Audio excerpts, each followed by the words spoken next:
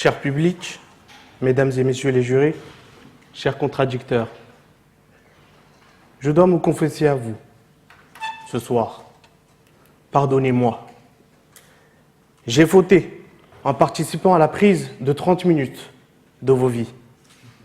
Certains sont très certainement fatigués après cet après-midi riche en émotions. D'autres ont très certainement faim à l'approche de l'heure du dîner. Ce seront alors vos visages qui me diront ou non si j'ai réussi à avoir votre pardon.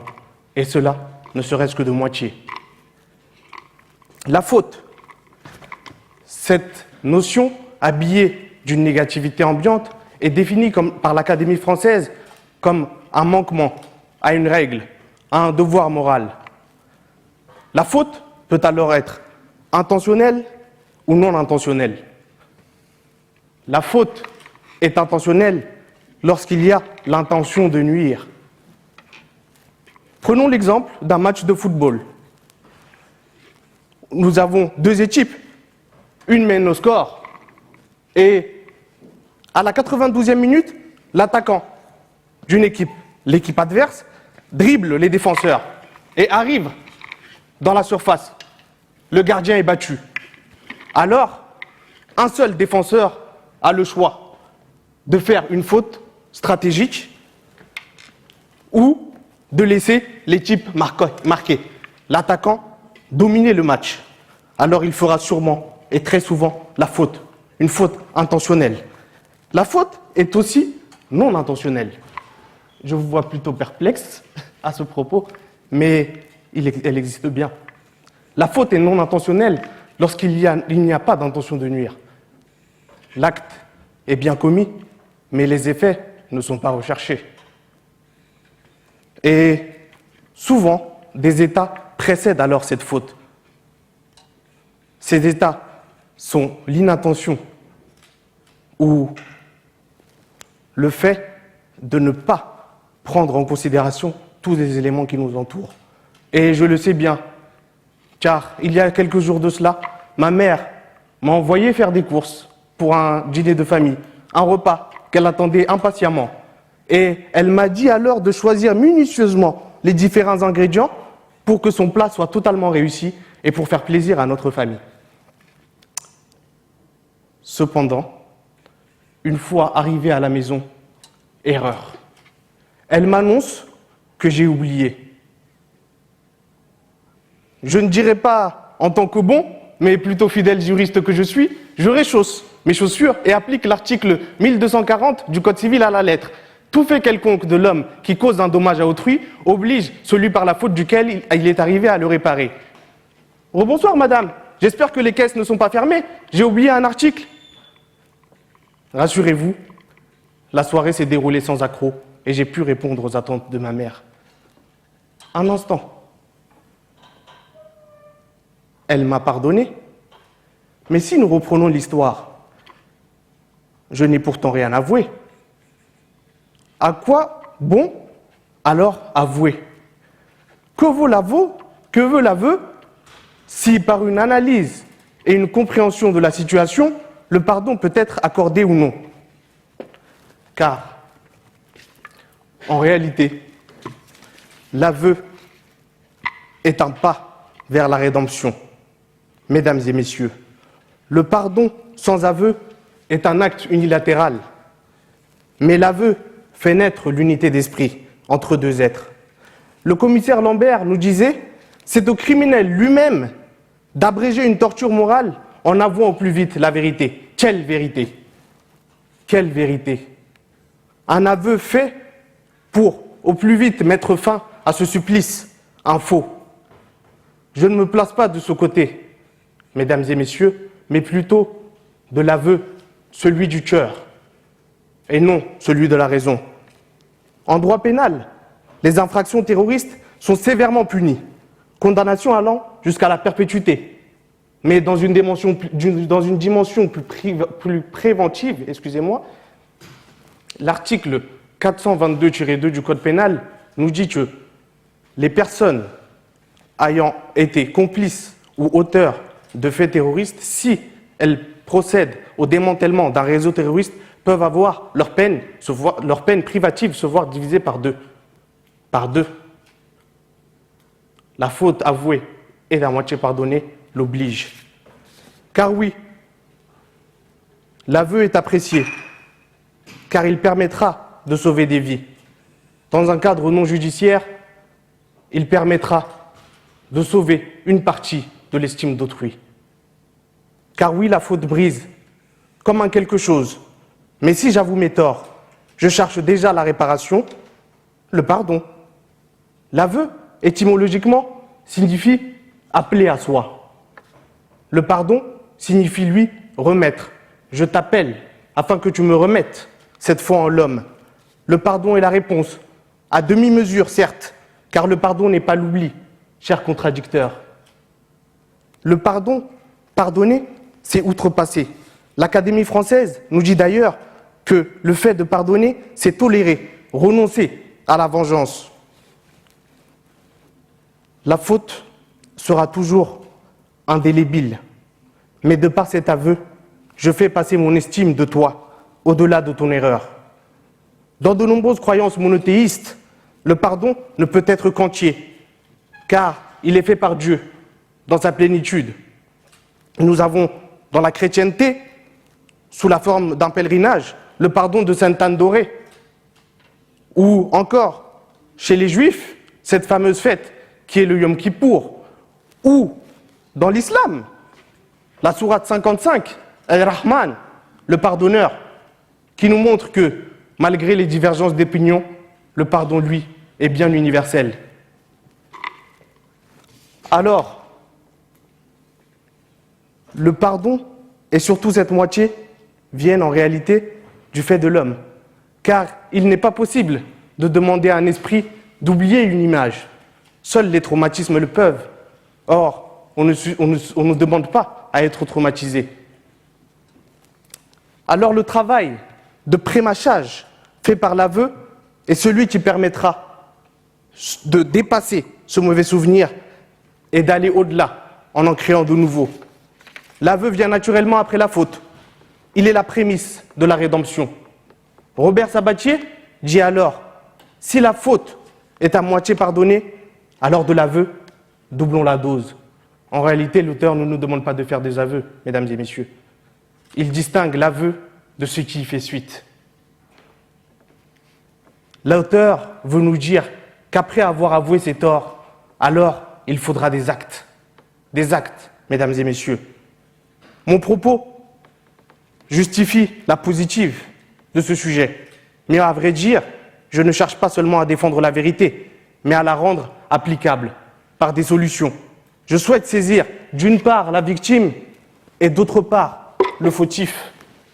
Car oui, cette thèse ne peut être qu'admissible, car nous sommes tous des victimes et tous des pécheurs. Volte-Face, 1997, tel Archer et Troy, nous sommes tantôt des pécheurs en faisant des fautes et tantôt des pardonneurs en accordant notre pardon. Ces deux notions sont comme les deux faces d'une même pièce. Cher interlocuteur, je ne suis pas moi, je suis vous. Et vous n'êtes pas moi, vous n'êtes pas vous, vous êtes moi. Des pécheurs se rachetant en avouant leurs fautes, car aussi longtemps que nous vivrons, nous commettrons des erreurs. Si la faute et l'aveu n'existaient pas, le pardon existerait-il?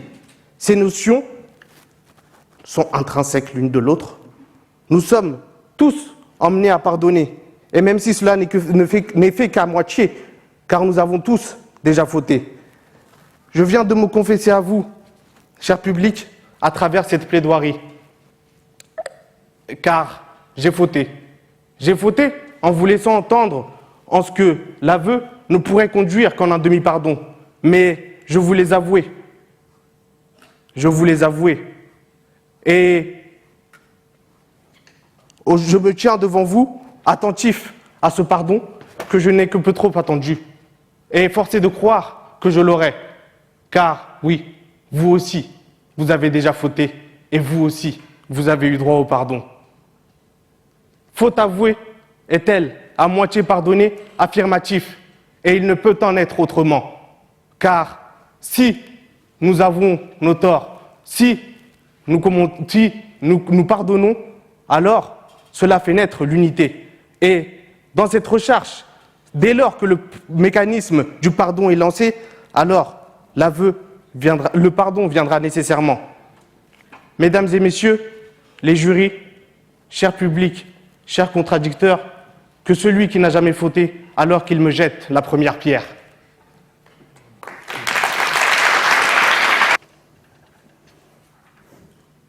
Cher public, membres du jury, Monsieur le Président, chers contradicteurs, bonsoir. Avant de commencer, j'aimerais me livrer à vous. Voyez-vous, depuis aussi longtemps que je m'en souvienne, j'ai toujours peiné à pardonner les autres. Et je me suis toujours demandé pourquoi. Suis-je une personne extrêmement rancunière? Très certainement. Mais en ayant travaillé sur cette plaidoirie, j'ai pu déceler une nouvelle raison. Ainsi, il est l'heure. Il est l'heure de déconstruire l'un des plus grands mensonges de notre enfance. Que dis-je? De notre vie. Je ne m'attaquerai pas à ce cher Père Noël, ne vous en faites pas. Mais à un proverbe, un mythe tout aussi déraisonnable. Je parle bien évidemment de la faute avouée à moitié pardonnée. Avant d'exposer ma pensée, je pense qu'il convient d'essayer de comprendre la portée de ce précepte. Vous l'aurez remarqué, il vise une faute. La faute, c'est un manquement à une règle. À plus forte raison, c'est une mauvaise action, un péché. Mais la faute visée par cet adage est particulière. On parle de la faute avouée, ce qui nous amène à une nouvelle notion, la notion d'aveu. L'aveu, c'est se rendre responsable d'une faute, c'est en assumer la responsabilité. Et enfin, cette faute avouée nous permettrait d'obtenir le pardon, la rémission de cette faute. En tout cas, la personne qui nous accorde le pardon renoncerait à nous châtier. Ainsi, ce fameux proverbe prône l'aveu de la faute, et ainsi pouvoir aller vers le pardon. Mais ne vous y trompez pas, ce n'est qu'une chimère. Bien que l'intérêt spirituel de ce proverbe est intéressant, dans la pratique, on ne peut pas l'appliquer. On ne doit pas l'appliquer. Nous ne devons pas hisser la valeur de l'aveu à un tel point qu'elle puisse permettre d'obtenir le pardon. Je conçois bien évidemment que l'aveu, la force d'avouer, est synonyme de vertu, une preuve de vertu. Cependant, à mon plus grand regret, l'aveu demeure dans le domaine des mots, de la parole. Elle manque de force en elle-même. Cet aveu doit être assorti d'un véritable travail. Mais posez vos torches et vos fourches, nous ne tournons pas vers une condamnation pure et simple du fautif, non. Justement, nous nous tournons vers ce fautif. Nous nous tournons vers lui, nous lui accordons notre confiance afin qu'il puisse obtenir notre pardon. Car lui a eu la force, il a eu la vertu d'avouer sa faute. Lorsqu'une faute est commise, plusieurs personnes sont mises en relation. Il y a la personne qui commet la faute, il y a la personne qui peut accorder son pardon. Et dans la plupart des cas, c'est la victime. Ainsi, par l'aveu d'une faute, une nouvelle relation se crée entre le fautif et la victime. Un aveu qui placera le fautif dans un état d'esprit nouveau, un état d'esprit tourné vers la réparation de sa faute et la recherche du pardon. Tout d'abord, penchons-nous sur la personne fautive. La notion de faute, elle est très variable. La faute peut être, disons, bénigne, allant jusqu'à la faute qui change une vie entière. L'aveu, c'est la force d'avouer une erreur. Ça signifie, pour la personne fautive, de vouloir assumer ses actions, d'en comprendre la portée complète et ainsi de pouvoir la réparer du mieux qu'il peut. L'aveu témoigne donc d'un état d'esprit particulier, celui de supporter les conséquences de ses actes. Mais maintenant, si l'on applique notre fameux adage « faute avouée à moitié pardonnée », quelles en sont les conséquences? Une méconnaissance pure et simple de cette volonté expiatrice de la personne fautive, qui va aussi semer les germes de l'irresponsabilité dans l'esprit des hommes. Si on pardonne une faute seulement parce qu'elle est avouée, on retire non seulement une grande partie de responsabilité à la faute, mais on méconnaît aussi l'impact, les conséquences de la faute sur la victime. Une faute se doit d'être réparée dans son intégralité. Le pardon ne peut être obtenu que par la réparation.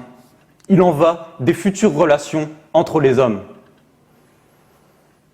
L'aveu, vouloir assumer sa faute dans son intégralité, c'est aussi vouloir repartir sur de bonnes bases, des bases saines et de confiance, des bases solides. C'est pourquoi, lorsqu'une personne a eu la force d'avouer, a eu la vertu d'avouer sa faute, ne lui pardonnez pas. Ne lui pardonnez pas sa faute, non. Mais faites-lui confiance. Faites-lui confiance en ce qu'elle fera la bonne chose pour réparer sa faute. Je viens de vous dépeindre finalement une vision assez optimiste de l'aveu. Mais à mon plus grand regret, le monde n'est pas tout rose. En effet, notre monde n'est pas parfait, loin de là. Si notre monde était parfait, l'aveu serait intentionnel. Il résulterait d'une véritable culpabilité que l'on cherche à réparer, justement. Mais il existe ces aveux sans sincérité, ces aveux forcés, ces aveux hypocrites, des aveux qui ne valent rien. Ces aveux-là, ils ne garantissent en rien un changement de comportement. Ils ne garantissent en rien l'état d'esprit que j'ai décrit précédemment. Non. Et c'est une raison de plus pour ne pas pardonner l'aveu. Dans ces cas-là, il faut une sentence appropriée. Une sentence appropriée à ces personnes qui donnent des aveux sans valeur pour que la paix puisse revenir et qu'enfin le pardon puisse être accordé efficacement. Il reste maintenant une notion majeure, c'est celle du pardon. Le pardon, une notion fondamentale qui est au cœur de toutes les relations humaines. C'est une notion simple, mais pourtant si complexe à obtenir. Dans les termes de l'adage, la faute avouée nous permettrait d'obtenir justement la moitié de ce pardon. La moitié de la rémission de notre faute, la moitié de notre faute ne serait pas châtiée finalement. Si l'on suit le précepte, ça signifierait que la moitié de la quête au pardon a déjà été effectuée par de simples paroles. Mais c'est à ce moment-là que les graines de l'irresponsabilité germent. C'est à ce moment-là que les personnes sont empreintes de paresse, car à quoi bon compenser une faute si par un aveu j'ai balayé la moitié de la conséquence de mes actes? À quoi bon essayer de réparer les choses si par une simple parole la majorité de ce que j'ai fait a été balayée? C'est l'un des plus grands risques de ce pardon partiel. C'est pourquoi le pardon se doit de rester une valeur unique, une valeur indivisible. Un pardon ne peut pas se donner à moitié. Un pardon se donne ou on ne le fait pas. Et c'est aussi pourquoi obtenir le pardon est quelque chose de complexe. Il faut manifester une réelle intention de réparer les choses, de réparer les liens qui nous unissent avec nos prochains, et c'est aussi pourquoi l'aveu existe. L'aveu, un acte vertueux dans son essence, bien sûr, qui existe afin de renouer un lien entre le fautif et la victime. L'aveu, c'est une déclaration pour le futur. C'est celle de ne plus se laisser enchaîner par les erreurs du passé, celle de vouloir renouer avec la personne, mais elle ne permet pas d'obtenir le pardon. Elle doit être assortie d'un véritable travail.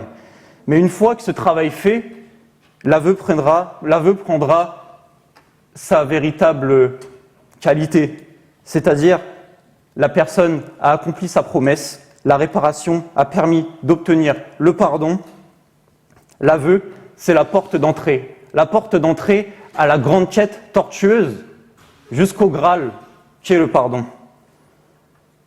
Et à cet instant, le véritable travail fait, racheté, eh bien ce futur que l'on a envisagé en avouant sa faute, en vouloir dépasser nos fautes, en vouloir les réparer, ainsi seulement pour nous prétendre au pardon complet. Merci de votre attention. Chers contradicteurs, merci pour cette plaidoirie tout d'abord. Je reprendrai un des derniers thèmes que vous avez abordés durant cette plaidoirie. Pour commencer, vous nous dites que l'aveu est la porte d'entrée. Mais en disant cela, vous reprenez quelque part mes propres propos lorsque je dis que l'aveu est la prémisse. L'aveu est le début de la rédemption. Pourquoi ne permettrait-il pas alors de faire naître ce sentiment chez autrui qui nous dit que, ah, oui, effectivement, celui-là est revenu sur sa fierté. Par son aveu, il me fait alors le vœu d'un changement. C'est une porte ouverte.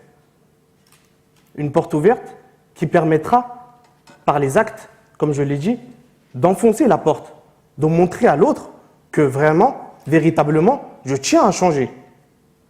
Ça permettrait alors d'obtenir cette première moitié du pardon. Et suite au changement, suite aux actes que j'ai faits, alors j'obtiendrai totalement ce pardon. Je reprendrai également le terme d'irresponsabilité que vous avez utilisé pour parler de l'aveu, le faux aveu. 3 cas que je vous citerai alors. Au Canada, l'affaire Dominique Narcisse, la mère d'un fils assassiné par un homme, pardonne à l'accusé en plein procès suite à ses aveux, quelques années plus tôt. Avant de lui lancer un fin de procès, je vous souhaite de vous pardonner vous-même, monsieur. Trey Alexander, aux États-Unis, est le meurtrier d'un livreur de pizza en 2015. Lors du procès, le père de la jeune victime précise qu'il lui pardonne et qu'il n'est pas en colère contre lui. Trey encourait alors la peine de mort, active dans son état, mais la famille de la victime accepte l'accord en lui accordant 31 ans de prison. Plus proche de chez nous, à Évry-Courcouronnes, dans le 91, Aimé Mansa, père de Romuald de 14 ans, tué à coups de fusil, pardonne au meurtrier de son fils. Il dira « Je vous donne mon pardon, mes frères. Devenez meilleurs pour continuer à vivre. Moi, je vous crois. » L'un des avocats de la défense dira d'ailleurs « Cet homme est admirable. Il est la preuve que tout n'est pas pourri dans l'homme. Au contraire. » Pensez-vous réellement, chers contradicteurs, que ces hommes qui ont commis ces fautes, qui ont commis ces actes atroces, horribles, oublieront ou seront irresponsables demain? Je ne pense pas. Faute avouée à moitié pardonnée, ces personnes qui ont pardonné vous répondront par la positive. Comme évoqué dans ma plaidoirie, le pardon, par cette maxime, n'est que de moitié. L'aveu est un élément précurseur, délivrant le pardon peu à peu. Les actes, mesdames et messieurs, diront par la suite si le pardon peut être entier ou non. Les proches de ces victimes ont toutes dit la même chose après avoir connu les aveux. Je te pardonne et j'espère que tu deviendras meilleur, mais moi, je te pardonne. Le pardon n'est que le premier temps, la première moitié. Si tu me prouves par ta faute que ce n'était qu'une erreur de parcours, alors mon pardon sera complet. Alors, cette question d'irresponsabilité ne peut pas être prise, ne peut pas être acceptée, chers contradicteurs. Et vous nous dites également que avouer, c'est aussi se rendre responsable d'un acte. Mais si je vous donnais l'exemple du « je m'avoue vaincu », suis-je réellement responsable du fait d'avoir, par mon courage, par mon action, être allé, avoir cherché l'adversité et avoir cherché cette ambition de défendre ma position? Suis-je vraiment en tort? Je ne pense pas. Pour reprendre un sujet qui a été abordé plus tôt, si l'on récolte ce qu'on sème, la faute avouée doit être à moitié pardonnée, pour que demain, si je ne suis plus la victime, mais bien cette fois-ci le fautif, moi aussi, je puisse être sujet à la clémence. À quoi bon répondre le feu par le feu si l'aveu nous fait le vœu d'un devenir meilleur, je le veux? Mon contradicteur, très cher contradicteur, je pense que, oui, faute avouée est toujours, et elle est à moitié pardonnée, car il ne peut en être autrement si, comme je vous l'ai dit, nous sommes d'une part des pécheurs et d'autre part des pardonneurs. Nous vivons avec cette ambivalence en vérité.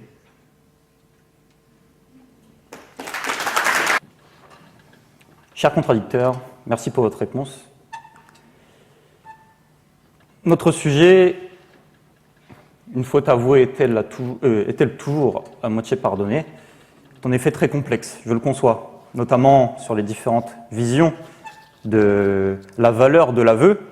Vous, notamment, vous décrivez une image de l'aveu très forte. Selon vous, et je le dis moi aussi, l'aveu, c'est une preuve de responsabilité. Je le conçois très bien. Cependant, en donnant tant de force à une parole, en donnant tant de force à cet aveu, c'est justement la porte ouverte à l'irresponsabilité. Car si on donne tant de force à une simple parole, à quoi bon essayer de réparer ses fautes? À quoi bon essayer de faire la bonne chose? Si justement la personne dit avoir pardonné parce que l'on a avoué, si j'avoue une faute à je ne sais qui, si j'avoue une faute à vous, mon cher contradicteur, et que vous me pardonnez justement, je serai forcément enclin à recommencer s'il suffit juste que j'avoue pour être pardonné. C'est ce que je vous dis, les conséquences de ma faute n'auront jamais été réparées, les conséquences de ma faute auront toujours un impact sur votre esprit, sur votre psyché. En avouant, en donnant beaucoup trop de force à l'aveu, même si, bien sûr, l'aveu pour moi est une vertu, bien sûr, c'est assez dangereux.